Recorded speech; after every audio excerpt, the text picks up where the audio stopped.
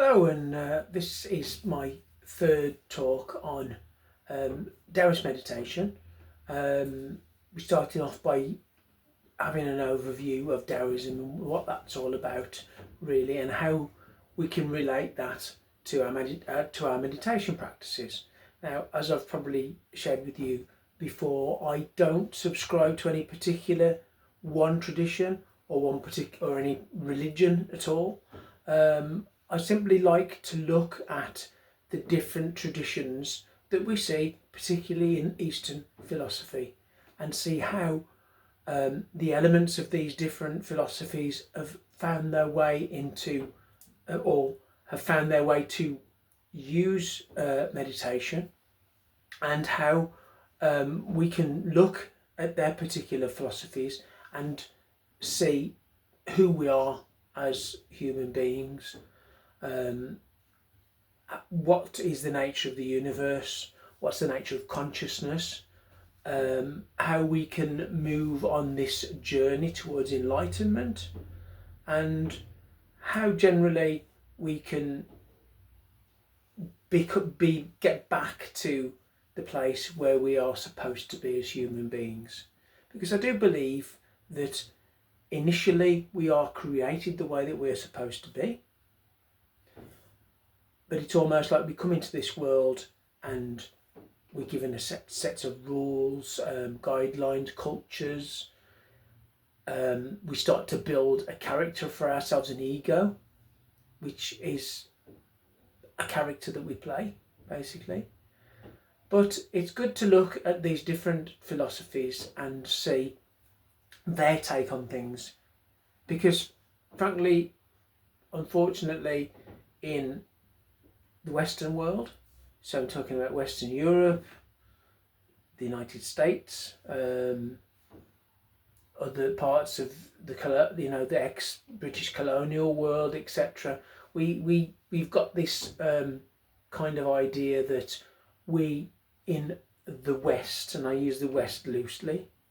I'd probably also include places like Australia, New Zealand, South Africa, some of these other parts as kind of the West, really, because they've adopted this kind of mindset, which sort of came out of a Judeo-Christian background, and then came out of kind of the Renaissance and the rebirth of science and things like that. I say rebirth of science because science in all its different forms were known in the East and in the ancient civilizations all over the globe anyway. So we really rediscovered a lot of these things, and then kind of made out that they were our idea in the first place, when truthfully the truths that we find in science and nature and philosophy are very, very ancient, going back thousands and thousands of years. So we've looked at the yogic traditions. The Indian culture is many, many thousands of years old, and we are looking now at a Chinese culture.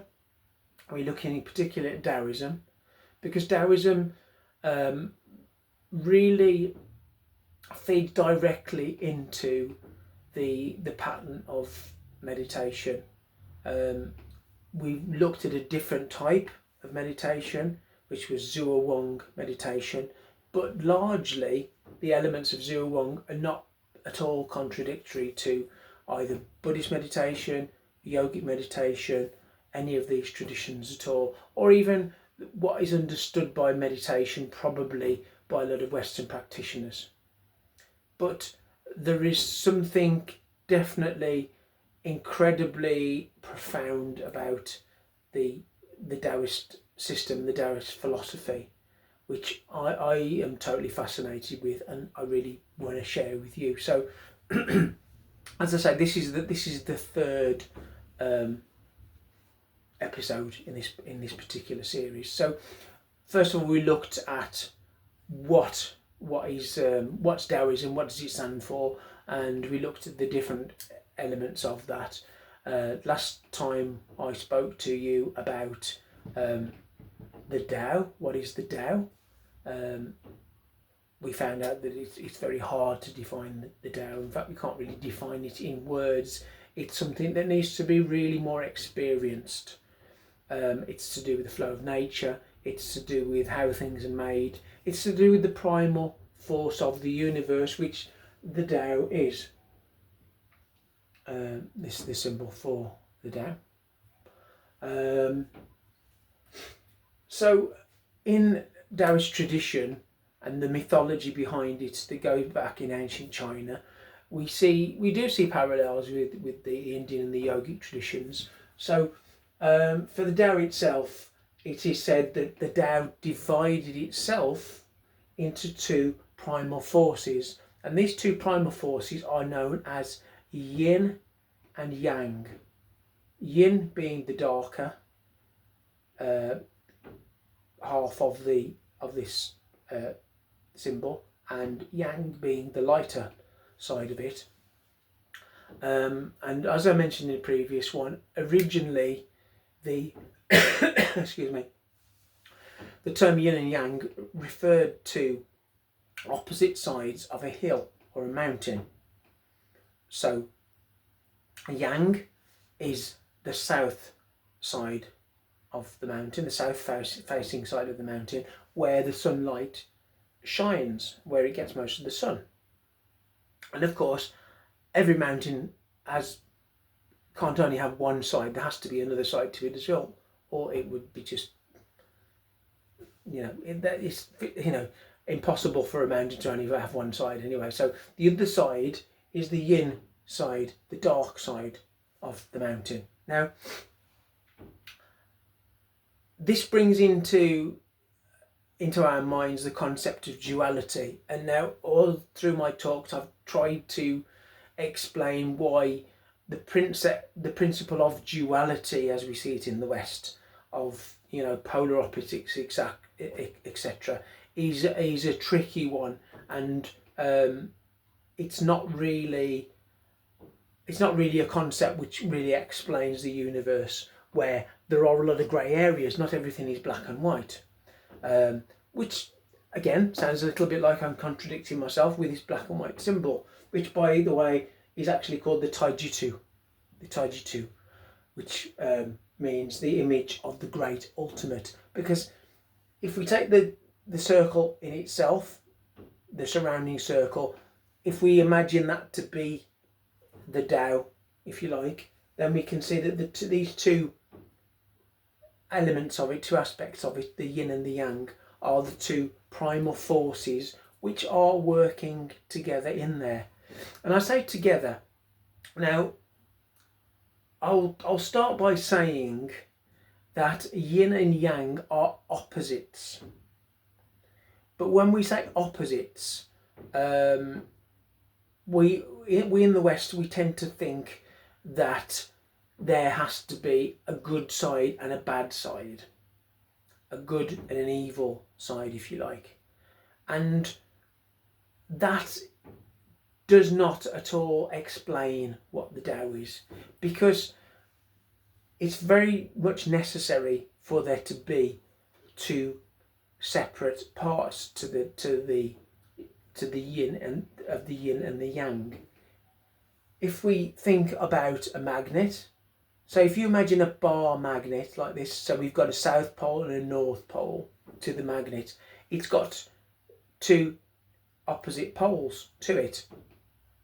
And if we introduce another magnet, then two south poles will repel, two north poles will repel, but a north and a south pole will attract, because that's the way they're made.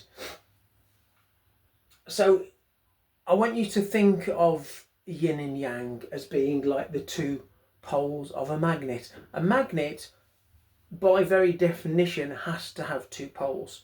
Now, I could get a magnet of any size and cut it in half, and as soon as I halved that bar magnet, each half would then have a north and a south pole.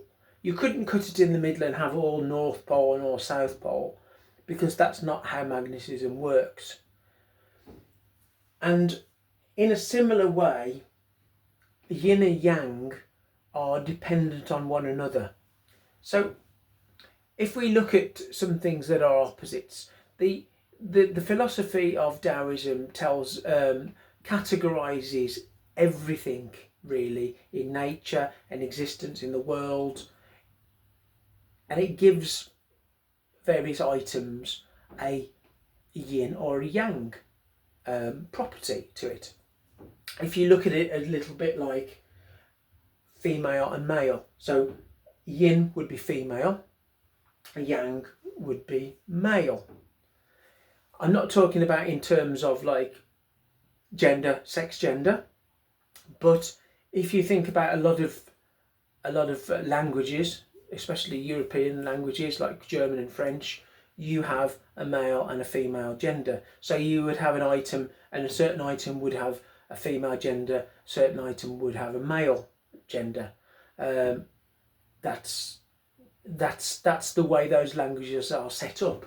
So it's not saying that every dog has to be male, because the word for dog is le chien, which is a masculine animal. And then you may find that something else, like a wasp, is la guêpe, which is a feminine gender. That doesn't mean that every wasp is feminine and every dog is masculine. Obviously, we understand that, but it's just a way of sort of categorizing things as male and female. So that's one side. That's one side of yin and yang. But the reason why it describes certain things as being male and females is because it looks at certain properties that we probably see as distinctive to the sexes. So, excuse me. So if I say to you yin, which is the dark side here, the shady side of the mountain, we have elements which are passive and receptive. We have something which is cooler. The element that it relates to is water. It also relates to the moon. The other side of the mountain, the yang side, we're looking at something which is by its very nature active, assertive. We're looking at something that is hot, warmer, relating to, say, fire as an element. And it also relates to the sun. Now we know that though we see the moon giving off a light at night, it is the reflection of the sun. So when I say receptive, the moon receives the light from the sun and reflects it back to the earth. So it's very much a receptive thing. Now, as I say, in our Western culture, we almost have a disrespect or a disregard for things which are possibly seen as more passive, more receptive. But we have to understand that that for every positive we need a negative. One symbol that's used in Taoism is that of the cup. So the inside of the cup would be the yin, the outside of the cup would be the yang, because the yang is that sort of positive, strong, sort of solid structure, as it were. But everybody knows that the useful part of the cup is not the outside of the cup, but the inside, because the inside of the cup is that which receives the liquid that goes into it, the tea, the coffee, the water, whatever it is that you put into the cup. It needs to have that space within. And so also another element of the yin is that it is that space, if you like. Now, we understand from not just Taoism, but from almost every culture and its mythology, this story of the being, the sort of the primordial chaos of the universe, out of which something appeared, something was created, something came into existence. Scientifically we might describe it as the Big Bang, possibly. Each culture has its own creation myths, creation stories that it tells. And certainly with the yin and yang, it would be saying that, well, everything came from the Tao. But of course, if you did not have the space, the darkness, the receptiveness of space, you could not produce something active like the stars, the planets, the nebula, the galaxies, etc. Everything came out of something. Now, in the West, we almost have a habit of trying to stick to that which is positive, that which is concrete, that which is strong, that which is assertive, aggressive. We build our whole sort of system of society, commerce, business, everything on this kind of aggressive technique where we sort of push forward, wanting to get the biggest, the fastest, the longest, the tallest, we want this kind of this superlative of what is the most, shall we say, excuse me, of any one particular aspect.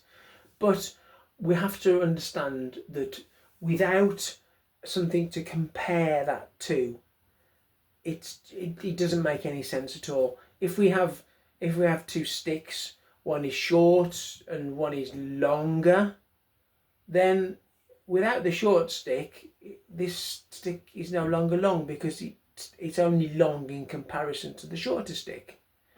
If we have something that's very fast, well, if there's nothing slower to compare it to, then it ceases to be fast. It doesn't really matter what you're talking about. There has to be some, in order to make a comparison, there has to be that differentiation. So there's that side of it as well. But there's far more to it than that. If we look at this symbol, the Taojitu symbol, you'll see that you have this shape, which is almost like sort of two tadpoles, and they're almost sort of chasing each other. So this white yang symbol is almost chasing the tail of the black yin symbol. And that is synonymous, of course, with sort of the male and female reproduction, the one sort of chasing the other, if you like. You will also notice that one blends into the other. So as the white recedes, so the black increases in size, and vice versa. As the black recedes, so the white increases. And at the point of the greatest point of the white is the point at which it ends, if you like, and the black starts.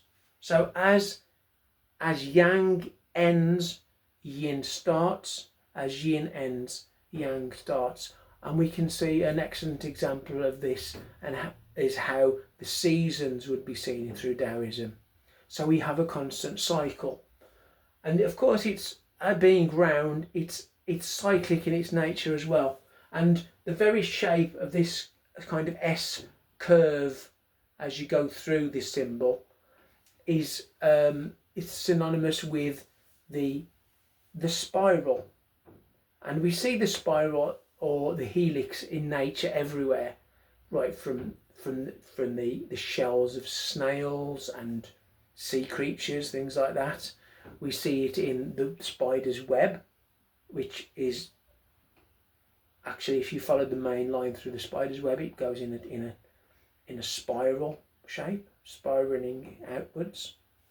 If we look into space, we see the shapes of the galaxies. The Milky Way galaxy is a spiral. The nebulae of of the universe are this spiral shape as well. So it is a shape that's very much in nature, and I'm not by no means an expert on these sort of scientific matters, but I know that the spiral form is a form that's found in nature, and one thing that Taoism concentrates on, as we looked at last time, the Tao is very much involved and relates directly to the course, the flow of nature. So in the same way, the Yin and Yang, the Tajitu symbol, is a representative of that natural flow. If we were to take a central point in this symbol and draw a line outwards to any point on the circumference, then we, from the very centre, we would have to, by nature, pass through black and white, because anything, if it's classified as a yin, the negative, female, dark, wet element, or the light, masculine, assertive, hot element of the yang, everything has an element of its counterpart in it. We as human beings, if I'm male, then in my very DNA, my genes, my chromosomes, etc., there are elements of the female within me. Every male has some female in them, every female has some male in them, and in order to create new life we need male and female to come together, obviously, as we know. So we can't have one without the other. And in the same way as if we were to do away with one of the sexes in our species or in any species, then the species would completely cease to exist. In the same way, if we take away the polar opposite of anything in existence, then the other ceases to exist. This is why the very idea that we do away with things that we don't like, for, as I said, if we in the West seem to tend to think we want everything yang, don't we? So we want everything to be best. Everybody wants to be rich, famous, powerful, have the biggest house, the most money, the fastest car, the largest swimming pool, etc. The very notion is absolutely ridiculous, because in order for me to be rich, there must be somebody poor. In order for me to be tall, there has to be somebody short. In order for me to be the top of my career chain, there has to be someone at the bottom. And this is the whole principle of opposites. And this is why we need them. And this is understood in the yin and the yang. This is one of the core principles of Taoism in itself. So, relating this to meditation, we looked last time at Zhuo Wang meditation, and we looked at the fact that it is a process of sitting and forgetting. And it's a very profound notion. So as I said, Zhuo Wang is this process of sitting down and literally sitting and forgetting. But we looked at the fact that the Tao divided itself into these two primal forces, the yin and the yang. And it's through the workings of these two separate elements that everything in nature is seen to subsist, hold together and work together in harmony. We need to have a balance. And when I've looked before at the yogic traditions and we look at the chakra system, we see that there's a need to have a balance in each one of these. And in the same way, the Zhuo Wang meditation seeks to unite the yin and the yang within the Tao itself. It seeks to bring those back together. So I hope that makes some sense. As I usually do, I will show you what I consider to be a good practice when it comes to sitting down to actually meditate with this. So one of the mudras, I always like to do something with my hands when I'm sitting to meditate, because otherwise, you know, it's much easier to, because we use our hands so much, it's much more useful to kind of do something with them, give them something to do, if you like. It's something less to distract ourselves with, obviously. Now, one of the first mudras that I learned is known as the cosmic mudra in Buddhism. It's also known as the dhyana mudra in the yogic traditions. So literally placing the right hand, although some say it's the other way around. I'm not going to argue that. Different traditions say favour different hands, the sequence of hands, as I'll explain. So if we place the right hand in our lap like this, we place the left hand on top of it like this, we're making a sort of a circle there, and like a semicircle. If we then place the tips of our thumbs together like this, and we can place this neatly in our lap when we sit to meditate, this shape again emulates the shape of the Tajitu, the Yin and Yang symbol, in its roundness, and it's also evoking that sort of continuity. So the thumbs touching together is the uniting of the yin and the yang in these two hands there. And of course, forming that sort of circle shape, it's representative of the cosmos, of the universe, hence known as the cosmic mudra. And it reminds us that everything in life is a cycle. Yin and Yang can be seen in our own lives, in the sense of we're born, we live our lives, we die, and then there's a rebirth to new life. And for that reason, there's an excellent Sanskrit mantra which is Satanama. Satanama. Satanama.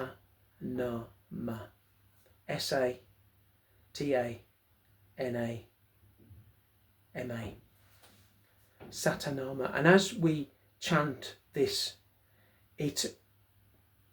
we touch the tip of first the index finger, sa, then the middle finger, ta, then the ring finger, na, and then the little finger, ma. Sa is birth, but also represents the universe. Ta is life and everything, all the life on earth. Na is death, and by its nature,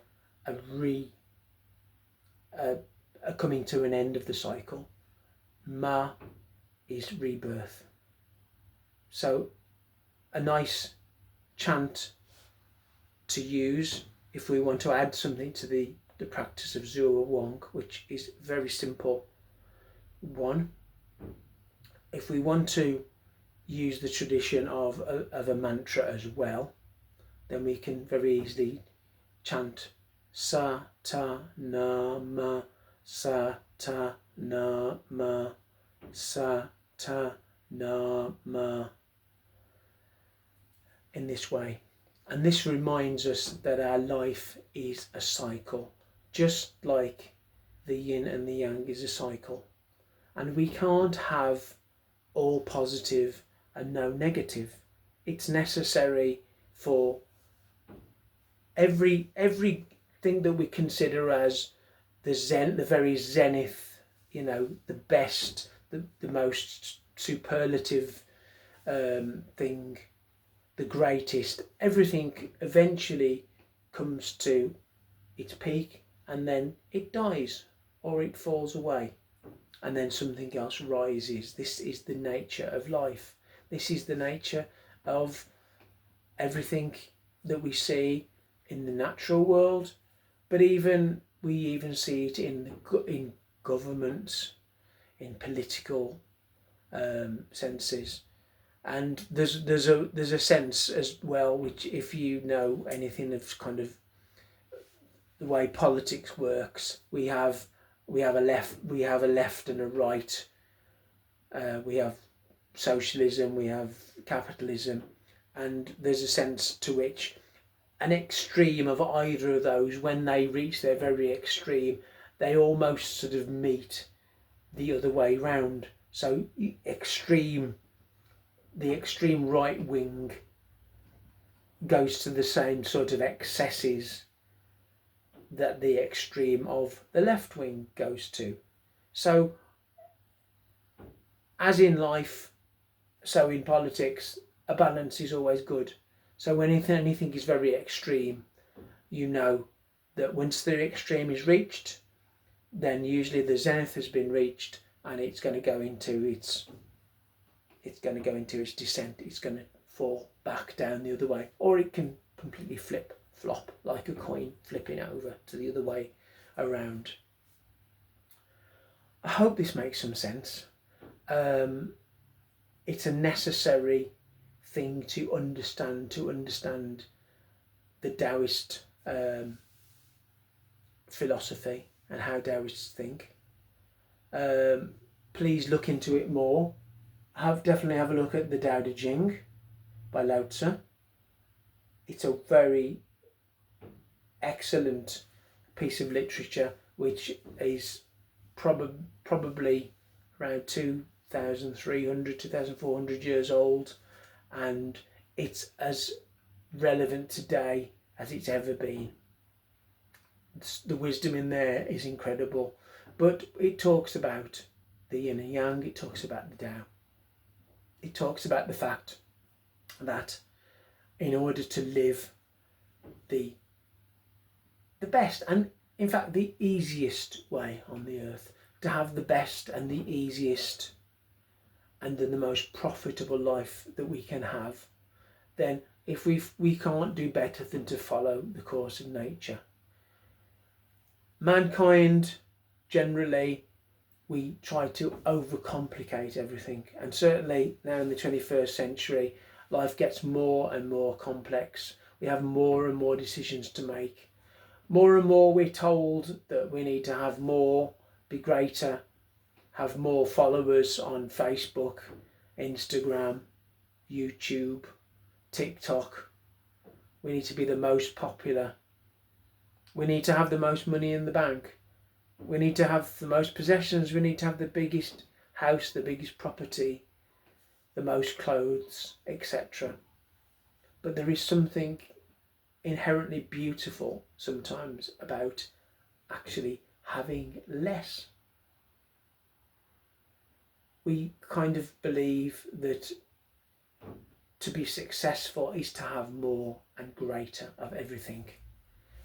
That is not a philosophy that is held by the Taoists. Not to say that they believe in abject poverty, but as in everything, they believe in a balance, and they believe to take the middle path, the middle way through life, is to follow the path of the Tao, which is the easiest route.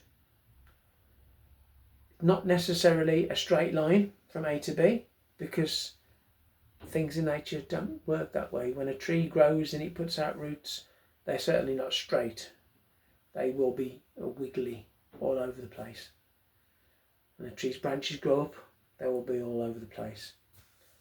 When we look at a wave, the waves of the sea, they toss, they turn, but you cannot have the peak of a wave without the trough of the wave. the peak being the yang, the trough being the yin, etc. So as you go through your life, maybe as you go through the next few days, have a look around, have a look at how everything has two sides to it. There's two sides to everything, and that basically, in a very simple form, is my description of what the yin and yang are. I hope that makes some sense. I'm sure you can find a lot more about this. It's certainly not an exhaustive description, but I didn't want to make this talk too long today. I encourage you to meditate, to continue with your Zhuo Wang meditation. I will be posting a little bit more about Zhuo Wang and how we can actually practice that, maybe talking you through a bit of that as well a bit later on. But for now, thank you for listening. If you enjoyed this, do give it a thumbs up. If you have any comments that you wish to make, I would gratefully like to hear them. Please post them in the comments box below. If you enjoyed this or you enjoy any of these talks, then please consider subscribing. And having said that, all that remains to be said to you is Namaskaram. I see the divine in you all. I'll see you on the next one. Thank you.